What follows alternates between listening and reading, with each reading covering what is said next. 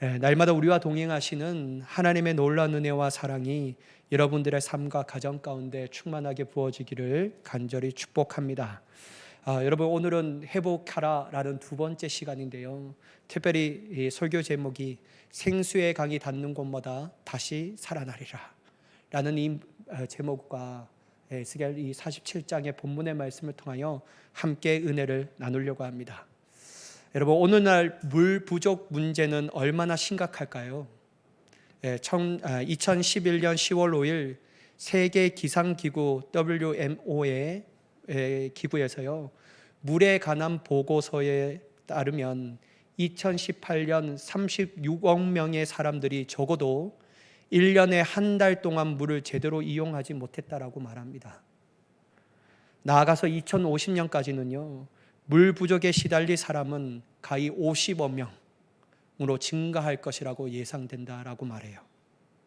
실제로 여러분, 2021년 전 세계 모든 대륙에서는 물 부족이 발생되었다라고 합니다. 특히 가장 심각한 지역이 있는데 그게 중동 지역입니다. 중동 지역은요, 심각한 물 부족으로 몸살을 앓고 있는데 그 보고서에 따르면요, 2050년까지 이라크 간계지의 3분의 1의 수조원이 고갈된다고 해요. 또한 1200만 명 이상이 물이나 전기, 식량에 접근하지 못하게 된다라고 예측하고 있다고 합니다. 여러분, 심각한 물 부족으로 인하여 사회적 갈등의 소비가 많이 되는데요. 왜냐하면 시위 통해서 또한 이러한 식량의 부족으로 인하여 엄청난 사회적 갈등이 발화할 것이라고 얘기하고 있습니다. 도대체 여러분, 수자원이 왜 이렇게 고갈되었까? 전문가들이 세 가지로 얘기합니다. 첫째, 기후의 변화가 원인이고, 두 번째, 전 세계 우물이 말라가는 것이 두 번째 원인이고, 세 번째, 전 세계 강이 말라가는 것이 수자원 고갈의 원인이 된다라고 말합니다. 결국 여러분, 돌아가면 돌아갈수록 뭐냐면요, 기후의 변화라는 거예요. 여러분, 기후 변화라고 생각하면요, 가장 우리에게 책임이 있습니다. 인간의 탐욕과 욕심을 통해서 말할 수 없는 기후의 변화를 통해서 우리가 그대로 그것을 받고 있다라는 것을 부인할 수 없다라는 거죠. 제가 국민학교 다닐 때 물을 돈 주고 마실 것이라는 것은 상상도 못할 일이었습니다. 저는 경상북도 안도시 풍천면 갈전 1, 2 아주 시골에 살았는데요. 그땐 지하수를 틀면요, 깨끗한 물이 넘쳐났어요. 물 부족? 이건 상상할 수 없는 일이었어요. 교과서에 물을 곧 있으면 사 먹을 것이다. 이게 뭐 웃기는 말을 하고 있네 라고 생각하지만요, 결국 그러한 것들이요, 지금의 현실이 되어버렸다라는 거예요. 앞으로 미래학자들이 예측하기에는 이제는 산소도, 깨끗한 산소도 편의점에 팔 것이다. 어떤 카페에 보면 그 산소를, 깨끗한 산소를 공급하는 서비스를 줄 것이라는 것이 벌써 이야기가 나오고 있습니다. 이처럼 여러분, 인간의 살아감에 있어서 물은 공기와 같은 가장 필요적인 요소라고 할 수 있다라는 거죠. 그런데 여러분, 예수님도 물의 중요성을 말씀하고 계셔요. 그러나 여러분, 예수님이 말씀하시는 물은 시중에 파는 생수가 아닙니다. 우리가 흔히 접하며 마실 수 있는 물이 아니라는 거예요. 이것은 안반수도 아니고 산에서 내려오는 깨끗한 물도 아닙니다. 그러면 여러분, 이 물은 어떤 물일까요? 요한복음 7장 37절의 말씀을 보시면, 명절 끝날 곧 큰 날에 예수께서 서서 외쳐 이르시되 누구든지 목마르거든 내게로 와서 마시라. 여러분, 예수님께서는 유대인의 큰 명절인 초막절 마지막 날에 궁중들 앞에서 서서 이렇게 말씀하셨습니다. 누구든지 목마르거든 내게로 와서 마시라라고 말해요. 그렇다면 여러분, 이 물은 우리가 시중에 살 수 있는 물은 아니라는 것은 분명하다라는 거예요. 이 물은 우리의 손에 잡히는 물도 아니라는 것입니다. 이 물은요, 예수님이 근원 되시는 생수라는 거예요. 다시 말해서 영혼의 가람을 만족하게 하는 생수라고 할 수 있다는 것이죠. 따라서 예수님께서는요, 자기에게 나오는 자만이 그 목마름을, 영적인 목마름을 해결할 수 있는 생수를 마실 것이라고 얘기합니다. 특별히 더 나아가 예수님이 어떻게 말씀하시냐면요, 요한복음 4장 13절과 14절에 이렇게 말씀하셔요. 예수께서 대답하여 이르시되 이 물을 마시는 자마다 다시 목마려니와 내가 주는 물을 마시는 자는 영원히 목마르지 아니하리니 내가 주는 물은 그 속에서 영생하도록 솟아나는 샘물이 되리라. 여러분, 수가성에 만났던 이 사마리아 여인이 떠다 주는 그 물을 마시면요 여전히 목마르대요. 여전히 우리는 물을 마시며 살아가야 할 존재입니다. 그러나 여러분, 예수님께서 주시는 물은요 영원히 목마르지 아니하는 물이라고 얘기해요. 그러면 여러분, 우리의 육체의 보존을 위해서 마시는 물은 아니라는 거예요. 그래서 예수님은 그 뒤에 뭐라고 얘기하냐면요, 이 물 속에서는 영생하도록 솟아나는 샘물과 같다라고 하는 겁니다. 그러니까 여러분, 영원한 샘물이 되는 샘물이기 때문에 이 물을 마시는 자는 다시는 목마르지 아니하겠다라고 말씀하시는 것이죠. 사랑하는 여러분, 여러분의 신앙의 목마름이 해결되셨습니까? 여러분들의 영혼의 가람은 여전히 가람으로 가지고 계십니까? 아니면 주님을 향한 목마름으로 가지고 생수를 채워가며 풍족한 은혜를 누리며 살아가고 계십니까?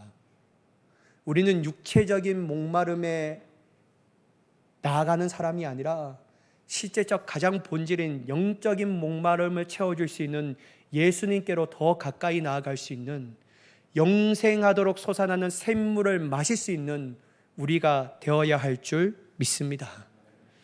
여러분, 지난주에 우리는 에스겔 37장에 마른 뼈들이 생기를 얻어 살아나는, 그리하여 최종적으로 여호와의 군대로서 서는 그 말씀을 들었습니다. 오늘 함께 나눌 말씀도 회복의 말씀에 관한 말씀이거든요. 하나님께서는 에스겔에게 보이는 회복에 관한 한상의 말씀이라고 할 수 있다라는 거예요. 1절의 말씀을 보시면, 그가 나를 데리고 성전 문에 이르시니 성전의 앞면이 동쪽을 향하였는데 그 문지방 밑에서 물이 나와 동쪽으로 흐르다가 성전 오른쪽 제단 남쪽으로 흘러 내리더라. 여러분, 에스겔은 한상 가운데 어디로 가냐면요, 성전 문에 이르게 되었다라고 말해요. 하나님께서는 성전 앞에 있는 에스겔에게 어떠한 현상을 보여주고 계시냐면요, 바로 성전 문지방에서 물이 흘러나오는 현상을 보여주십니다. 이 물이요 동쪽으로 흐르다가 성전 오른쪽 제단 남쪽으로 흘러내리는 현상을 보여주시는 거예요. 여러분, 계속해서 이 말씀을 보면 이 성전에서 흘러나오는 물은 아래로 흘러가면 갈수록 더 깊어집니다. 처음에는 발목, 두 번째는 무릎, 세 번째는 허리, 나중에 되면요 이 물은 불어나서요 헤엄치고 건너가기가 어려운 상황 가운데 이르게 된다라는 거예요. 그래서 엄청난 강이 되었다라고 할 수 있죠. 이때 여러분, 하나님께서 이렇게 말씀하셔요. 에스겔에게 8절의 말씀을 보면, 그가 내게 이르시되 이 물이 동쪽으로 향하여 흘러 아라바로 내려가서 바다에 이르니 이 흘러 내리는 물로 그 바다의 물이 되살아 나리라. 여러분, 우리는요 8절의 이 말씀을 통해서 하나님께서 왜 성전에서 흘러나오는 물을 보여주시는지를 알아야 합니다. 이 8절의 말씀에 하나님의 의도가 담겨 있는데, 소금기가 많아 생물이 살 수 없었던 그 사해라는 바다를 성전에서 시작된 물이 흘러감을 통하여 살리시겠다라고 말하는 거예요. 이게 47장에 보여주는 하나님의 한상의 의도였다라는 것을 우리는 알 수 있다라는 것이죠. 다시 말해서 회복하심과 다시 살아나는, 이스라엘의 영적인 상황 가운데 살아나시게 하겠다라는 것을 에스겔에게 한상을 통하여 보여주셨다라는 거예요. 또한 여러분, 살아난 바다가 살아난 것에 그치는 것이 아니에요. 하나님이 뭐라고 말씀하시냐면요, 고기가 각기 종류에 따라 큰 바다의 고기가 같이 심이 많게 하셨다라고 이야기합니다. 여러분, 생물이 거할 수 있는 정도로 살아났다라는 거예요. 그것도 풍성한 생물이 임하는 바다가 되게 하셨다라는 거죠. 또한 여러분, 강 좌우에는 어떻게 하시겠다라고 말씀하십니까? 12절의 말씀을 보면, 강 좌우 가에는 각종 먹을 가슬 나무가 자라서 그 잎이 시들지 아니하며 열매가 끊이지 아니하고 달마다 새 열매를 맺으리니 그 물이 송소를 통하여 나옴이라. 그 열매는 먹을 만하고 그 잎사귀는 약 재료가 되리라. 아니 여러분, 바다만 살아나는 것이 아니라 하나님의 물이 닿는 곳마다 강 좌우에 있는 가실나무가 자라서 더 이상 시들지 아니하고 달마다 끊임이 없는 새 열매를 맺게 하시며 심지어 가실나무의 잎사귀도 약재료가 되게 하시겠다라고 말씀하시는 거예요. 사랑하는 여러분, 하나님의 이러한 역사를 한마디로 얘기하자면 어떤 말씀이십니까? 이 47장의 주제가 뭡니까? 다시 살아나리라. 이 한마디로 정리할 수 있다는 것이죠. 죽었던 것이 다시 살아나는 하나님의 역사를 친히 에스겔에게 환상을 통해서 보여주시겠다라는 거예요. 그렇습니다, 여러분. 하나님께서는 오랜 포로로 영적인 힘을 잃어버렸던 이스라엘 백성들을 다시 살리겠다라는 거예요. 다시 일으키겠다라는 겁니다. 좌절과 절망이 아닌 소망과 한의로 그들을 살리시겠다라는 거예요. 그런데 여러분, 여기에서 중요한 것이 있어요. 그 물이 어디로부터 시작되었습니까? 성전에서 시작된 거예요. 성전. 이게 너무 중요한데요. 왜 중요하냐면 죽었던 우리의 영혼을 살리는 하나님의 은혜와 능력 또한 세상 한복판에 일어나는 거 아니라는 거예요. 돈이 지배하는 이 세상에서 우리의 영혼이 회복이 일어나지 않는다라는 겁니다. 탐욕과 제약이 넘실거리는 물 가운데서 우리의 영혼의 회복이 일어나지 않는다라는 거예요. 이 영혼의 회복은요, 하나님이 거하시는 성전에서만 일어난다라고 할 수 있다라는 거예요. 다시 말해서 하나님이 성전에서 시작하는 물이 흐르고서 닿는 곳마다 회복시켜 주시겠다라는 것은 회복의 주권은 하나님께 달려있다. 이거 말씀하시는 겁니다. 사랑하는 여러분, 그러므로 우리는요, 날마다 하나님의 거룩한 성전을 사모해야 될 줄 믿습니다. 세상 안에 거하는 것들을 사모하기보다 우리의 영혼을 위해서 하나님의 거룩한 성전을 사모하며 나아가는 자가 되어야 한다라는 거예요. 왜냐하면 영혼의 회복은 하나님이 임재하시는 성전 안에서 시작되기 때문에. 여러분, 더 정확하게 말하자면 하나님께서 임재하시는 거룩한 성전을 사모해야 합니다. 그냥 성전을 사모하는 것이 아니라 하나님이 임재하시는 거룩한 성전 말이에요. 여러분, 성경을 보면요, 사도 바울은요, 성전이 더 이상 건물이 아니라고 분명하게 말씀하셔요. 그렇다면 여러분, 사도 바울이 말하는 진정한 성전은 누구라고 얘기합니까? 고린도전서 3장 16절의 말씀 한번 보실까요? 우리 함께 읽어보도록 하겠습니다. 시작. 너희는 너희가 하나님의 성전인 곳과 하나님의 성령이 너희 안에 계시는 것을 알지 못하느냐. 사도 바울은 더 이상 눈에 보이는 건물적인 것이 하나님의 성전이 아니라고 얘기해요. 다시 말해서 눈에 보이는 교회가 진정한 교회가 아니라고 얘기합니다. 눈에 보이는 건축물이 교회가 아니라는 거예요. 바로 진정한 성전과 교회는 성령이 임재하시는 우리라고 말하고 있다는 거예요. 사랑하는 여러분, 우리가 하나님의 교회예요. 우리가 하나님의 거룩한 성전입니다.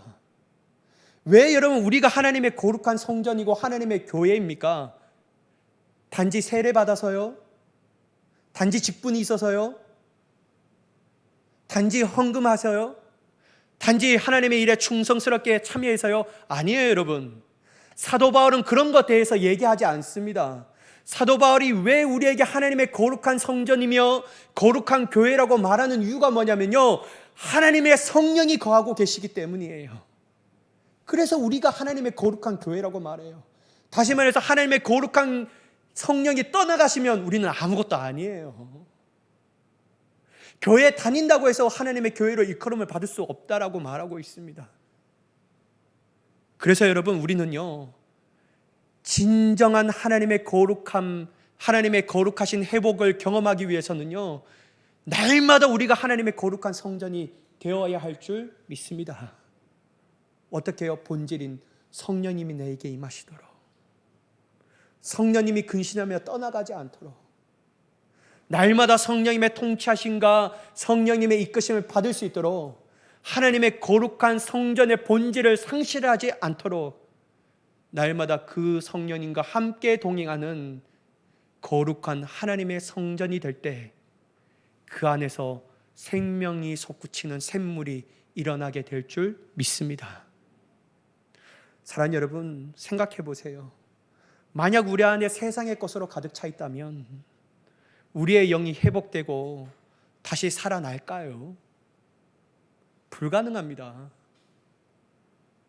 아무리 찬송을 부르고 기도하고 예배를 드려도 우리 안에 세상의 쾌락과 탐욕과 세상의 가치로 가득 차 있다면 그 안에서 나오는 물은 더러운 물이에요. 오염된 물이에요. 꾸정물이에요. 꾸정물. 그 물에서 어떻게 여러분 닿는 곳마다 살아날 수가 있겠습니까? 그 물이 지나가는 곳마다 더럽지 어떻게 깨끗할 수가 있냐라는 거예요. 그러므로 여러분, 우리 안에 성령님이 임재하셔야 되고 예수 그리스도만이 우리의 삶의 주인이 되어야 하실 줄 믿습니다. 그럴 때 여러분, 우리 안에서 정화된 물이, 샘솟는 물이 나오는 거예요. 어떤 것보다도 비교되지 못할 깨끗한 물이 예수님의 은혜로 말미암아 솟구쳐 나오게 되는 줄 믿습니다. 여러분, 예전에 저는 이 말을 할 때마다 우리 집 사람이 나는 동시대에 살았던 사람인데, 저희 집 사람은 저희가 이런 말 하면요 80년, 70년, 60년대 살았다라고 얘기해요. 저는 어렸을 때요 푸세식 화장실을 이거 주일날 이런 더럽고 꾸정 푸세식 화장실에 살았습니다. 특별히 저희 집은요 목장을 했거든요. 젖소. 그래서요 마을과 떨어져서 이 산 중턱에 집을 만들어서 살았어요. 화장실에 가려면요 이렇게 나와서 화장실에 따른 이 푸세식에 앉아서 하는데요, 여러분 푸세식의 단점이 뭐냐면요, 캄캄한 어두움의 시골에 뭐 그게 빛이 들어옵니까? 그러면 여러분 아무 빛도 없이 거기서 해야 돼요. 자칫 잘못하다가 어떻게 될까요, 여러분? 빠집니다. 빠져요. 나만 빠져봐. 여러분 한번 빠져본 적이 죄송합니다 여러분, 더러운 얘기를 해서요. 저는 한번 빠져봤어요.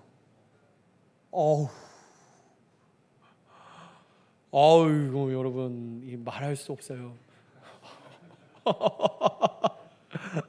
똥통에 빠져나오는데요, 죄송해요 여러분, 용서하고 들으세요. 다 동물이에요. 그럼 여러분 지나가면요 엄마 불러고 나오면 우리 어머니가 코를 막고 막 옷을 벗겨시키세요.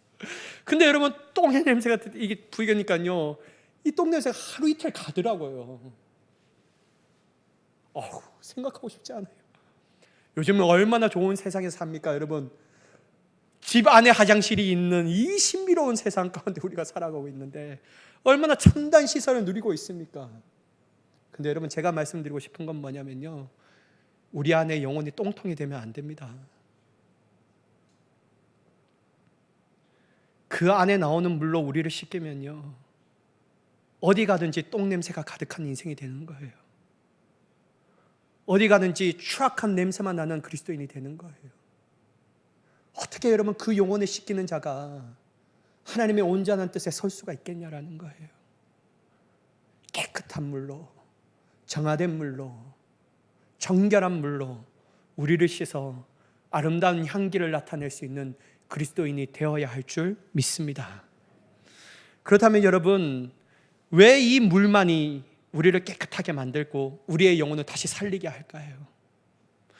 왜 이 물을 받은 사람이 되살아남을 통하여 사람들에게 선한 영향을 끼칠 수 있는 자로 존재로 변화될 수 있을까요? 첫째, 여러분, 성전에서 나오는 물은요 예수 그리스도의 거룩한 보혈이기 때문입니다. 여러분 요한계시록 22장 1절과 2절의 말씀을 한번 보실까요? 또 그가 수정같이 맑은 생명수의 강을 내게 보이니 하나님과 및 어린 양의 보좌로부터 나와서 길 가운데로 흐르더라. 강 좌우에 생명나무가 있어 12가지 열매를 맺되 달마다 그 열매를 맺고 그 나무 잎사귀들은 만국을 치료하기 위하여 있더라. 여러분, 너무 에스겔 이 오늘 말씀과 똑같지 않습니까? 사도 요한이 한 상을 보게 돼요. 어린 양의 예수 그리스도의 보좌로부터 생명수가 흘러나오는 현상을 보게 되는 거예요. 그런데 여러분, 이 생명수가 흘러나오는데요, 그 강에 흐르는 강 좌우에 생명나무가 있고 12가지 실과를 맺고 그 잎사귀들은 만국을 소생시키는 약재로 쓰이는 한상을 보게 된다라는 거예요. 여러분, 이거 어떤 것을 의미합니까? 바로 예수 그리스도의 십자가에서 흘리신 보혈을 의미하고 있지 않습니까? 그 보혈이 닿는 곳마다 놀랍게 깨끗하게 변화시키시는 위대한 보혈의 능력을 얘기하고 있지 않습니까? 수많은 사람들의 영혼 가운데 예수 그리스도의 위대한 보혈이 임할 때마다 그 안에 추억과 같은 주홍과 같은 붉은 재들이 한순간에 흰눈같이 희게 되어버리는 거예요. 예수 그리스도의 보혈이 임하는 곳마다 도저히 해결되지 못하는 죄의 문제가, 용서받을 수 없는 죄의 문제들이 하나님의 놀라운 은혜로 용서함을 받게 되지 않겠습니까? 죄가 사여지고 깨끗해지니 그의 눈이 밝아지고 생명을 회복하며 참된 구원의 기쁨을 누리며 나아갈 수 있는 복된 인생으로 변화되게 되는 겁니다. 사랑하는 여러분, 그래서요, 날마다 우리는 예수 그리스도의 보혈로 우리의 몸을 씻겨야 될 줄 믿습니다. 날마다요, 날마다. 사랑하는 여러분, 특별히 여러분의 생각을 먼저 씻으십시오. 우리는 주님 앞에 우리께 기도해야 합니다. 하나님, 내 생각을 예수 그리스도의 보혈로 정케 하시옵소서. 왜냐하면 여러분, 행동을 유발시키는 원인은 생각으로부터 빚어지게 되는 거예요. 생각이 변화된 사람은 생각에 변화된 행동이 반드시 나오게 됩니다. 여러분, 예수 그리스도를 믿어도 여전히 변화되지 않는 삶을 살아가는 존재와 이유가 무엇입니까? 왜냐하면 우리의 생각의 변화가 없는 거예요. 생각의 변화는 다른 말로 말하면 마음의 변화가 일어나지 못하는 거예요. 여전히 세상의 언어로 살아가고 있고 여전히 세상과 탐욕과 쾌락을 쫓아나가며 세상의 즐거운 기쁨이 주는 그 즐거움만을 우리가 누리며 살아갈 때, 여러분, 우리는 여전히 예수 그리스도의 피가 우리의 생각과 우리의 마음을 씻기지 못했다라는 거예요.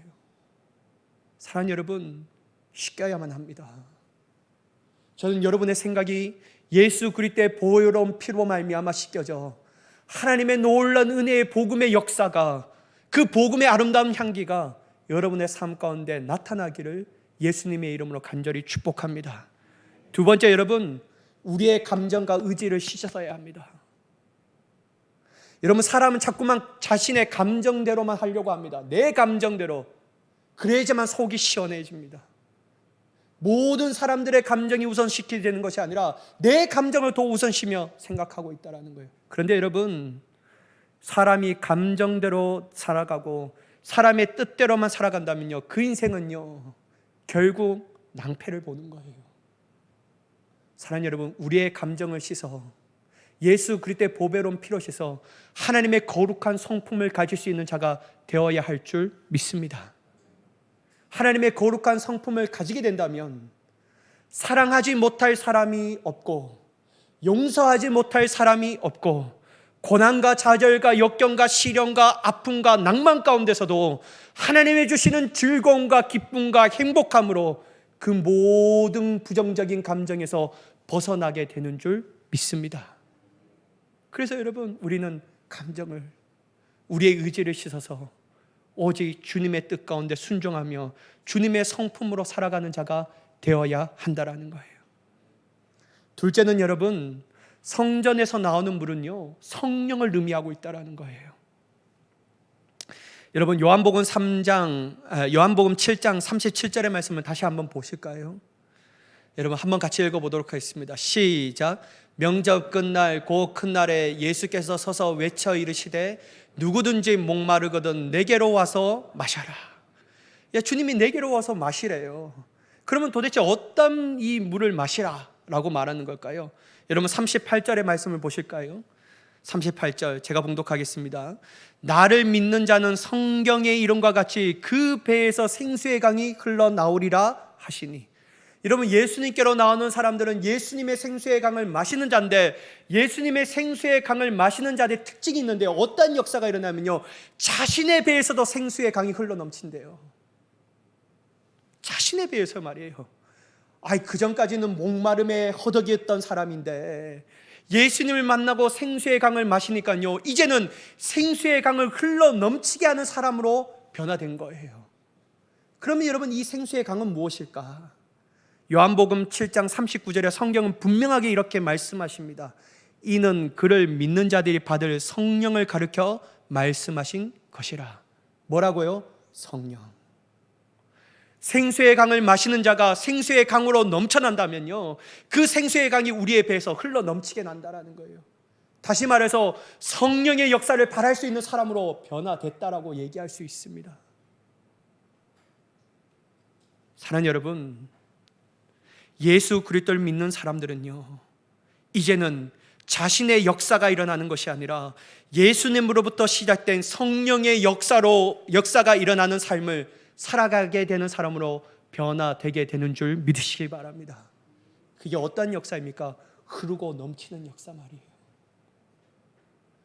보이지 않는 역사가 아니라 흐르고 넘치는 역사로 나타나는 것이죠. 그러면 여러분, 이 성령의 역사는 어떠한 역사를 가지고 계십니까?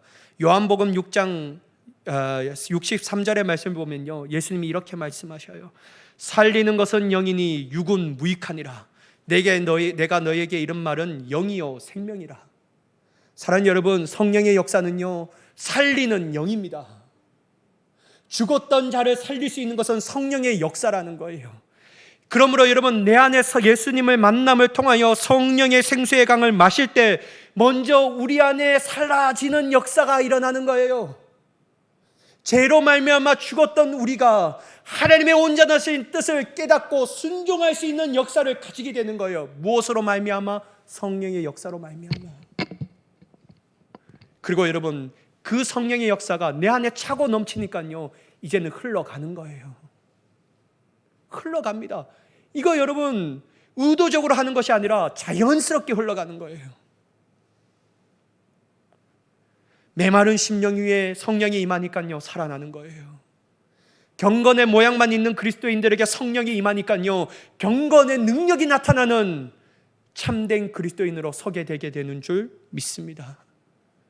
여러분, 사도행전의 역사를 보면요, 우리는 그걸 너무 잘 알고 있어요. 그래서 여러분, 사도행전을 다른 말로 어떻게 부르죠? 성령행전이라고 얘기합니다. 성령의 역사를 한순간에 다 알아볼 수 있도록 우리는 사도행전의 이 성경을 읽을 때마다, 야, 저 성령이 나에게 충만하게 임하였으면 좋겠다 라고 말하죠. 사랑하는 여러분, 성령 충만하기를 간절히 사모해야 합니다. 성령의 생수의 강으로 우리를 씻겨 성령 충만함을 통하여 그 성령의 역사가 자연스럽게 흘러갈 수 있도록 우리가 세워져야 할 줄 믿습니다. 만약 여러분 예수 그리스도의 보혈과 성령의 충만한 삶을 산다면 어떠한 삶으로 변화될까요? 우리의 삶의 열매는 육적인 열매, 죄의 열매가 맺혀지지 않습니다. 오히려 거룩의 열매가 맺혀지는 거예요. 성령의 9가지의 열매가 맺혀집니다. 그것도 어떻게 맺혀지냐고요? 오늘 본문의 12절의 말씀을 보면요, 그 열매가 끊이지 아니한다라고 말씀하셔요. 예수 믿고 한 번에 맺혀지고 일회성으로 끝나는 것이 아니라 예수 믿는 동안 끝까지 끊임없이 그 역사가 나타나게 되는 거예요. 그리고 여러분, 두 번째 뭐냐면 그것도 어제와 다른 새로운 열매가 맺혀지는 거예요. 중단되지 않는다라고 말합니다. 하루하루 놀라운 하나님의 새로운 은혜의 역사를, 새로운 은혜의 열매를 삶 가운데 맺혀지게 된다라고 분명하게 성경은 우리에게 말씀하고 있습니다. 사랑하는 여러분, 저는 여러분들에게 선물을 주려고 합니다. 어떤 선물이냐면요, 다 줄 수는 없고 선착순으로 드리겠습니다. 궁금하시죠? 안 궁금하면 빨리 궁금해져야 되는데, 어떤 거냐면요, 여러분 나가시다가 왼쪽에 저희의 하단이 있잖아요. 보면요, 무화과 나무가 있어요. 저희 교회는 그 열매가 너무 익었어요. 여러분 보시는 자가 임자입니다. 따먹으세요. 먹어봤는데요, 너무 달아요. 개미가 그 안에서 막 있어요. 깜짝 놀라서, 여러분 보는 사람이 임자니까 빨리 따먹으세요. 그리고 그 밑에 뭐가 있냐면요, 깻잎이 자라납니다. 보는 사람이 임자예요. 들어가서 따먹으면 돼요. 근데 여러분 무화과 나무 열매는 따먹으면요, 다음 해까지 기다려야 됩니다. 근데요, 예수 그리스도의 보혈과 성령의 역사를 통하여 맺혀지는 내 삶 가운데 열매는요, 따먹으면 내년을 기대하는 열매가 아니라 오늘도 여전히 자라나는 열매, 내일도 새롭게 자라나는 열매, 날마다 끊임없이 나타나는 삶의 열매들로 맺혀지게 되는 줄 믿습니다.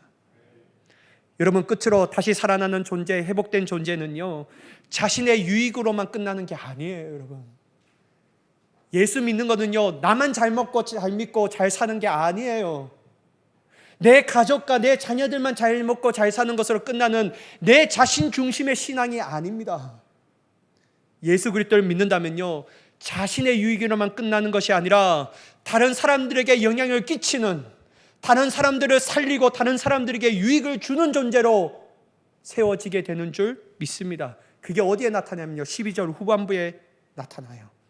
한번 보실까요? 11절 후반부에 보면요, 그 열매는 먹을만 하고, 저는 여러분 이것을 볼 때요, 열매가 나만 먹는 것이 아니라 다른 사람들도 그 열매를 먹을 때, 야, 이 열매 먹을만 하는구나.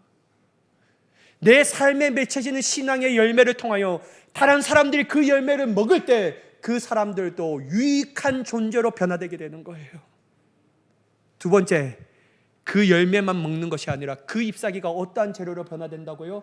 약재료가 되는 거예요. 약재료는 여러분 어떤 겁니까? 질병을 고치는 물건입니다. 사랑하는 여러분, 우리의 삶 가운데 놀랍게 되살아나면요, 좌절하고 절망하고 구원의 길을 모르는 그 사람들을 하나님의 구원의 기쁨으로 이끌 수 있는 거룩한 살리는 통로가 되게 되는 줄 믿습니다. 저와 여러분의 삶 가운데 이러한 은혜가 날마다 넘쳐나 나만 이러한 은혜를 겪고 유지하는 것이 아니라 다른 사람들에게도 이러한 역사를 일으킬 수 있는 위대한 선한 존재가 될 수 있는 하나님의 놀라운 자녀가 되기를 예수님의 이름으로 간절히 축원합니다. 기도하겠습니다. 사랑의 하나님, 우리를 살려주시옵소서. 날마다 살려주시옵소서. 세상의 더럽고 꾸정물에 우리의 몸을 씻기지 않게 하시고 우리 안에 예수 그리스도의 생수의 강의 물로, 우리 안에 성령의 생수의 강의 물로 날마다 쉬고 씻겨 주님의 거룩한 존재로 설 수 있는 하나님의 자녀가 되게 하여 주옵소서. 내 삶의 유익으로만 끝나는 것이 아니라 우리를 통하여 어둠 가운데 방황하며 좌절하며 절망 가운데 놓인 그들에게 하나님의 구원의 기쁨을 보여주게 하여 주시옵고, 그들의 좌절을 일으켜 오로지 희망과 소망을 꿈꿀 수 있는 그 하나님의 거룩한 통로가 되는 우리가 되게 하여 주옵소서. 그렇게 역사하실 하나님을 간절히 기대하오며 예수님의 이름으로 기도드리옵나이다. 아멘.